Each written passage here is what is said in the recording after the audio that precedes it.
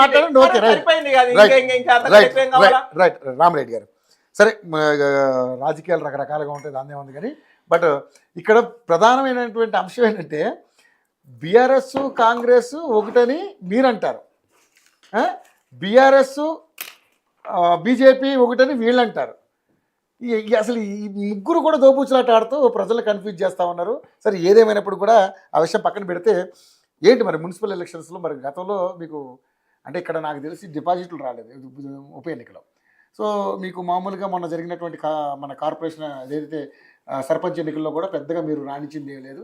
So మరి ఏంటి municipal ఎన్నికల్లో ఏంటి మీ పాత్ర ఎట్లా ఉండబోతుంది? ఎందుకంటే మీరు ప్రతిసారి మేము ఈసారి పక్క ఒక మంచి స్టేజ్కి వెళ్తాం, మాకు కూడా మంచి ఓట్ షేర్ వస్తుంది అనుకుంటూ ఆశపడితే ఉన్నారు.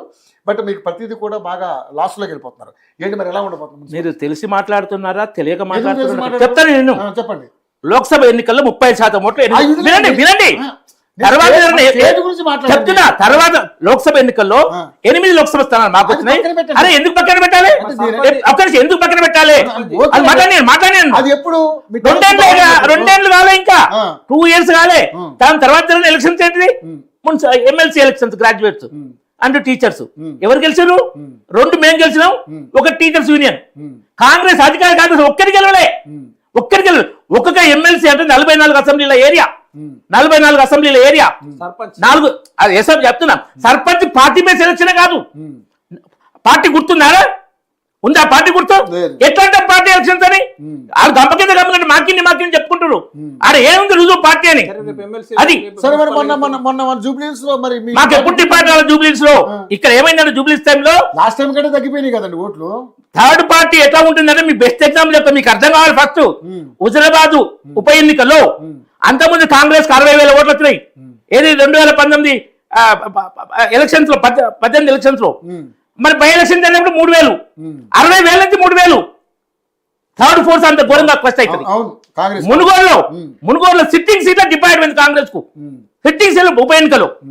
మరి అది మాకు ఇంకా అంత హాఫ్ కూడా తగ్గలేదే. 20 రెట్ల కింది పడిపోయింది. రెడ్డి గారు కావచ్చు, రాజేందర్ గారు కావచ్చు, వాళ్ళ వ్యక్తిగతంతో గెలిచింది. ఏమైనా చెప్తారు కానీ వినండి. ఎమ్మెల్సీ ఎలక్షన్స్ వీళ్ళు పోటీ చేయాలి, బీఆర్ఎస్ పోటీ చేసే ధైర్యమే లేదు. ఇప్పుడు హుజురాబాద్ కాంగ్రెస్ బీజేపీ ఒకరైతే రాజేంద్ర గారి యొక్క మాని అని తప్ప అక్కడ బీజేపీ పార్టీ దుబ్బాకలో రఘునందన్ గారు ఎక్కడ బీజేపీ గెలిచిన క్యాండిడేట్ గా చెప్తారు మీరు.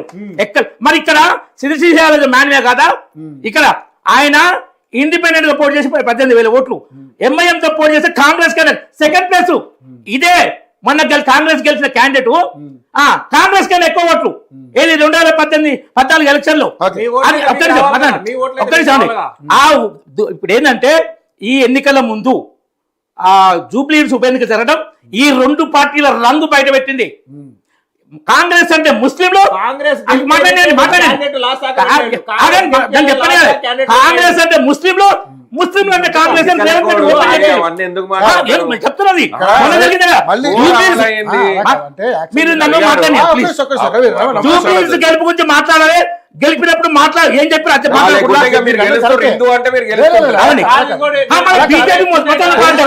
కాదు. మీరు గెలవడానికి చాలా రకాలైన స్టేట్మెంట్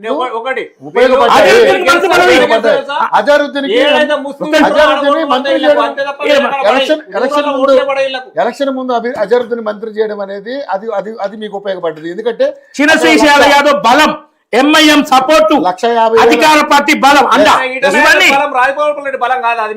అధికార పార్టీ కాదు, ఈటల రాజేందర్ కాదు.